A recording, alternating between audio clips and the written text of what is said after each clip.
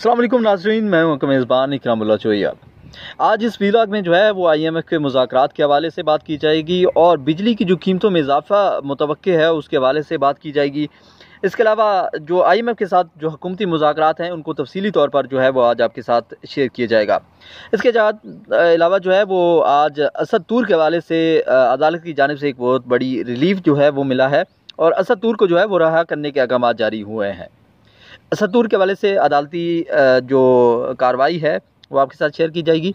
इसके अलावा फवाद चौधरी ने बड़ा एक अहम बयान जो है वो आज सहाफ़ियों के साथ गैर रस्मी गुफ्तगू करते हुए जो है वो दिया है और उसमें जो है वो क्या सदाकत है उसके ऊपर बात की जाएगी। और इस वक्त जो हुकूमत है उसकी चैलेंजेस में सबसे बड़ा चैलेंज ये है कि काफ़ी सारे लोग ये भी कह रहे हैं कि हुकूमत के पास जो है वो वक्त बहुत कम है और चैलेंजेस बहुत ज़्यादा हैं और शायद मौलाना फजल रहमान के एक एहतजाजी कॉल के ऊपर जो है वो ये हुकूमत जा सकती है। ये मामला भी है, इसको भी आखिर में डिस्कस करेंगे। अब चलते हैं सबसे पहले इंतहाई अहम मौजू की जानिब IMF के हवाले से और बिजली के जो नर्ख में इजाफ़ा होना है उसके हवाले से बात करेंगे क्योंकि गर्मियाँ आने वाली हैं और गर्मियों में पंखों का इस्तेमाल ज़्यादा होता है और लोगों को बिजली के हवाले से बहुत ज़्यादा ज़रूरियात होती हैं। सर्दियों में फिर भी कोशिश होती है और लोगों की यही कि कम से कम बिजली इस्तेमाल की जाए, लेकिन गर्मियों में ये मुमकिन नहीं होता और हर घर के घरेलू जो ज़रूरियात हैं वो भी बढ़ जाती हैं और इस मामले में जो है वो अगर कीमतें मज़ीद बढ़ जाएँ तो आवाम के लिए जो है वो मज़ीद मुश्किलात का सामना होगा। तो दूसरी जानिब हुकूमत को भी इस चैलेंज से निपटने के लिए बड़ी मुश्किलात सामने आ सकती हैं। अब जिक्र करते हैं IMF का और IMF को बिजली के टैरिफ में बर वक्त इजाफे की यकीन दहानी कराई गई है और बिजली मज़ीद महंगा होने का इससे इक़दाम जो हैं वो सामने नज़र आ रहे हैं और मज़ीद महंगी होगी। पाकिस्तान और IMF के दरमियान इक़्तिसादी जायज़ा मुज़ाकरात में पेशरफ्त हुई है और इस पेशरफ्त के हवाले से जो है वो हुकूमत ने IMF को बिजली के टैरिफ में बर वक्त इजाफे की यकीन दहानी करा दी है, जिससे बिजली की कीमतों में 1 जुलाई से मज़ीद इजाफे का इम्कान है। वज़ारत ख़ज़ाना ज़राए का बताना था कि कास्ट रिकवरी के लिए माहाना, तिमाही और सालाना एडजस्टमेंट की जाएगी।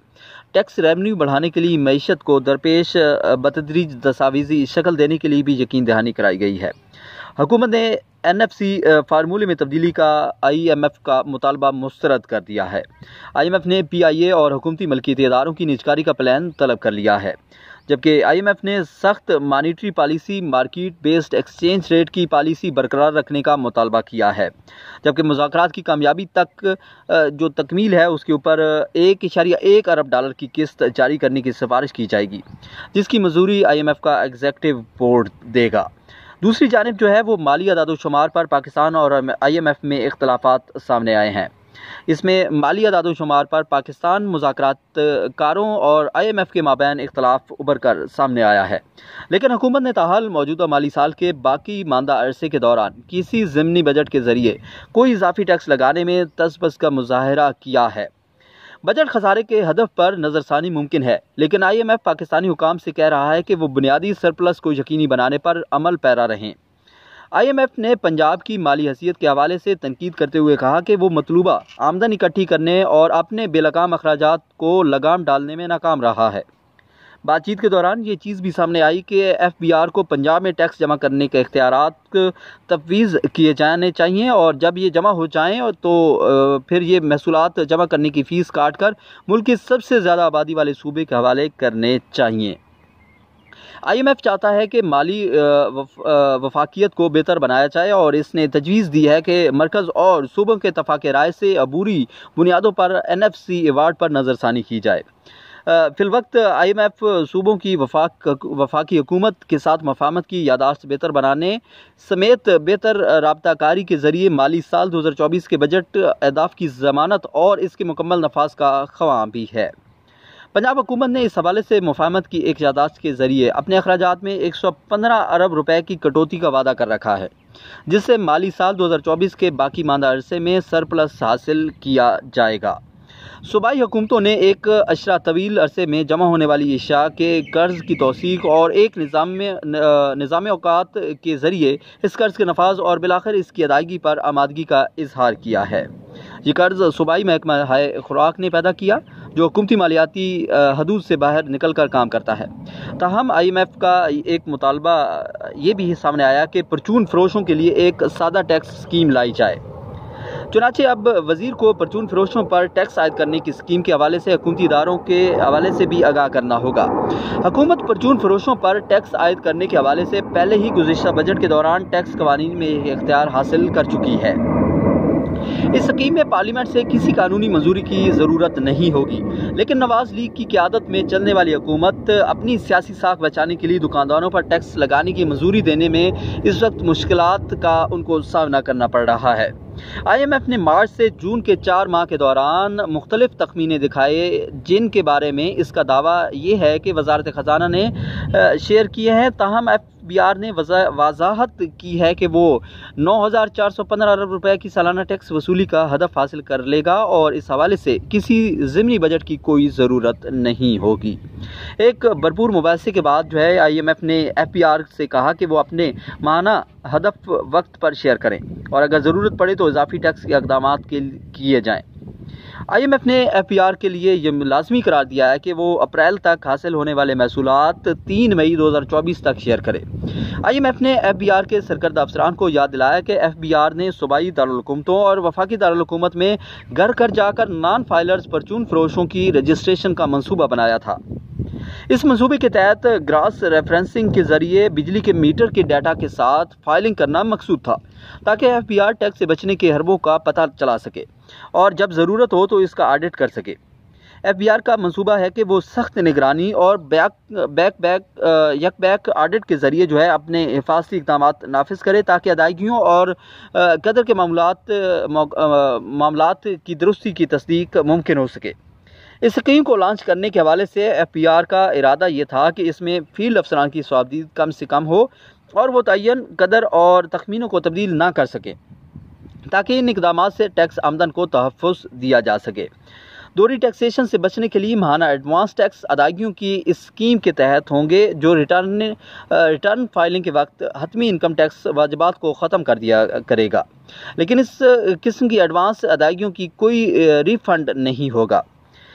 मज़ीद बना FBR ने इस अज़्म का इजहार किया है कि वो तयशुदा कारकर्दगी के इशारियों पर IMF को माहाना डाटा बर वक्त दिया करेगा। गैर महसूलाती आमदन के हदफ के हसूल से IMF और वजारत ख़जाना के तखमीनों में बहुत फ़र्क पाया जाता है।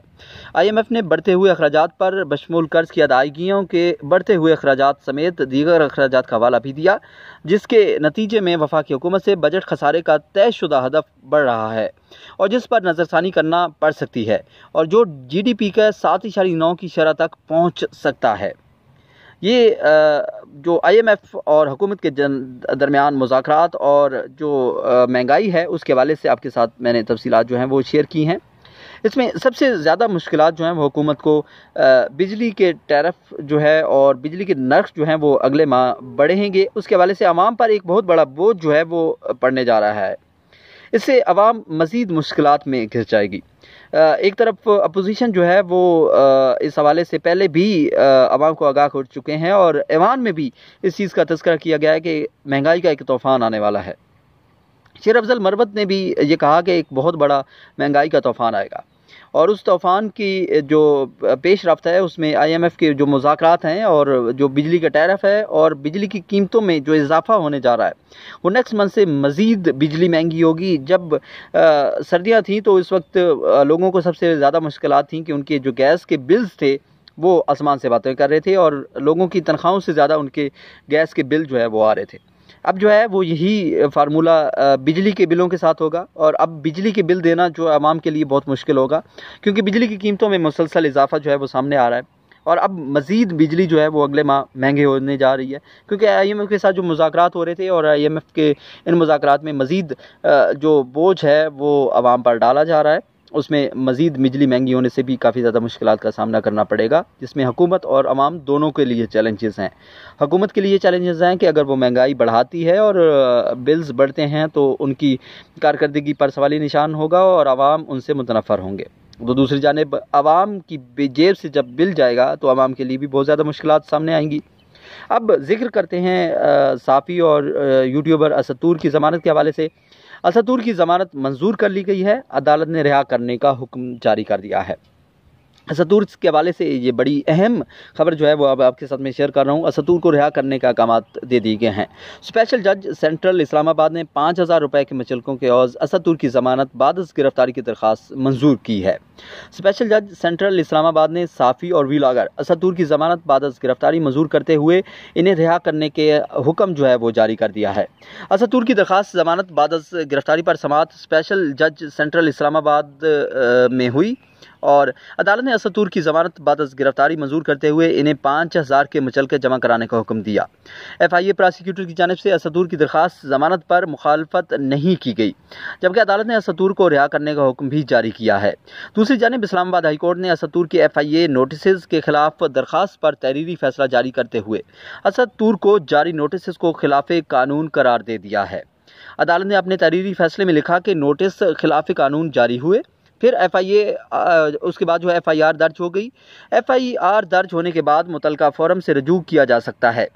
आज खुद नोटिस का इख्तियार नहीं, इसलिए असतूर को रिहा करने का हुक्म नहीं दे सकते। इस्लामाबाद हाई कोर्ट ने कहा कि वो सिर्फ नोटिस को चैलेंज किया गया था, इसलिए दरख्वास्त ऑब्जर्वेशन के साथ निपटा रहे हैं। ये जो दरख्वास्त थी ये निपटा दी गई है और असतूर को रिहा करने के अहकामात जो हैं वो अदालत से इस वक्त आ चुके हैं। असतूर के लिए एक खुशखबरी है और असतूर को जो है वो काफ़ी दिनों बाद जो है वो खुशखबरी मिली और असतूर जो है वो अब रिहा होने के उनके अहकामात जो हैं वो अदालत से जारी कर दिए गए हैं। अब थोड़े से ज़िक्र करते हैं हुकूमत और हुकूमत के मुखालिफिन का, और क्या मुखालिफिन इस वक्त हुकूमत पर तनकीद कर रहे हैं। फवाद चौधरी का जिक्र करते हैं। आज उन्होंने बड़ा एक अहम बयान जो है वो दिया है। फवाद चौधरी कहते हैं कि इस हुकूमत को मोदी सरकार और एयान अली के अलावा कोई नहीं मानता। ये फवाद चौधरी की जानिब से कहा गया है। मौलाना फजल रहमान ने लॉन्ग मार्च का फैसला कर लिया तो हुकूमत ख़त्म हो जाएगी। कमरा अदालत में साफ़ियों से गुफ्तगू करते हुए ये फवाद चौधरी का कहना था। इस्तेकाम पाकिस्तान पार्टी के रहनुमा और साबिक वज़ीर फवाद चौधरी ने कहा कि इस हुकूमत को मोदी सरकार और एयान अली के अलावा कोई नहीं मानता। कमरा अदालत में साफ़ियों से गैर रस्मी गुफ्तगू में फवाद चौधरी ने कहा कि मौजूदा हुकूमत मई तक भी नहीं चल सकेगी। यूरोपीय यूनियन के किसी मुल्क ने इस हुकूमत को मुबारकबाद नहीं दी। उन्होंने कहा कि आसिफ जरदारी को खैबर पख्तूनख्वा से एक भी वोट नहीं मिला। इस हुकूमत को मोदी सरकार और एयान अली के अलावा कोई नहीं मानता। फवाद चौधरी का कहना था कि मौलाना फजल रहमान ने इस लॉन्ग मार्च का फैसला कर लिया तो हुकूमत ख़त्म हो जाएगी और हुकूमत को हटाने में खैबर पख्तूनख्वा का अहम किरदार है वो होगा। ये फवाद चौधरी की जानिब से आज कहा गया और इसमें क्या हकीकत और क्या सदाकत है, अब थोड़ा सा इस पर तबसरा भी कर लेते हैं।